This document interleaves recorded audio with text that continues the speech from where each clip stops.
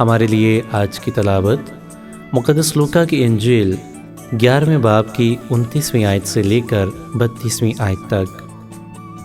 اور جب بڑا ہجوم جمع ہوتا جاتا تھا تو وہ کہنے لگا کہ یہ پشت ایک بری پشت ہے، نشان کی طالب تو ہے، مگر یونس کے نشان کے سوا کوئی اور نشان اسے دیا نہ جائے گا، کیونکہ جیسا یونس اہل نینوا کے لیے نشان ٹھہرا، اسی طرح ابن انسان بھی اس پشت کے لیے ہوگا۔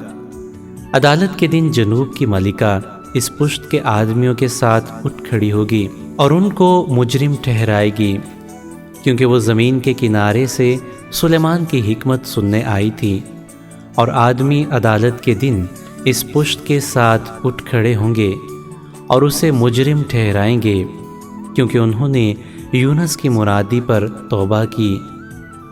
اور دیکھو یہاں وہ ہے جو یونس سے بڑھ کر ہے۔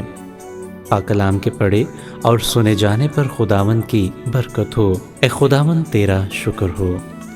نینوا کے لوگوں کی تبدیلی ہمیں حیران کر دینے والی ہے۔ اس میں جو پیغام ہمیں ملتا ہے وہ بالکل صاف اور واضح ہے۔ انسان ہوتے ہوئے ہم کبھی بھی سنی سنائی بات پر یقین نہیں کرتے، بلکہ ہم اپنی آنکھوں سے کچھ دیکھنے کی طلب کرتے ہیں۔ جب تک ہم کسی تجربے میں سے گزر نہیں جاتے، ہم اس بات کا یقین نہیں کرتے۔ لیکن خداوند کہتا ہے کہ مبارک ہیں وہ جو بغیر دیکھے ایمان لائے۔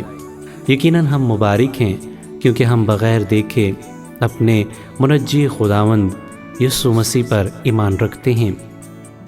لیکن خداوند یسوع مسیح کے دور کے لوگ اسی شک میں مبتلا تھے، وہ کسی بڑے نشان کے طالب تھے۔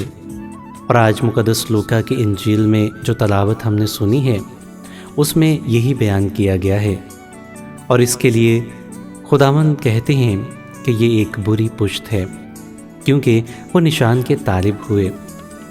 سامعین اور حاضرین، خداوند ہماری زندگی میں روزانہ بے شمار معجزات کرتا ہے، کیونکہ ہمارا خداوند معجزات کا خدا ہے۔ ان معجزات کو محسوس کرنے کی ضرورت ہے۔ ان عجائبات کو، کرامات کو، فضائل کو اور برکات جو خداوند ہمیں عطا کرتا ہے بے شمار ہیں۔ اگر گننے بیٹھیں تو شاید ہمارے الفاظ ختم ہو جائیں، ہم تھک جائیں، ہماری عمر ختم ہو جائے، لیکن خداوند کی محبت، اس کی شفقت کبھی ختم نہیں ہوتی۔ ہمارا خاندان ہو، ہماری جاب ہو، بزنس ہو، کاروبار ہو، کچھ بھی ہو، خداوند نے ہر کام میں ہمیں کسی نہ کسی طریقے سے بے شمار برکات سے نواز رکھا ہے۔ ضرورت ہے تو بس ان کو محسوس کرنے کی اور خداوند کا شکریہ ادا کرنے کی۔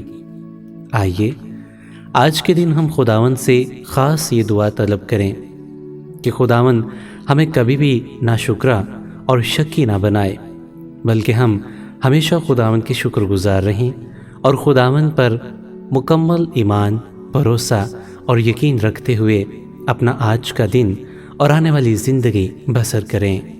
آمین۔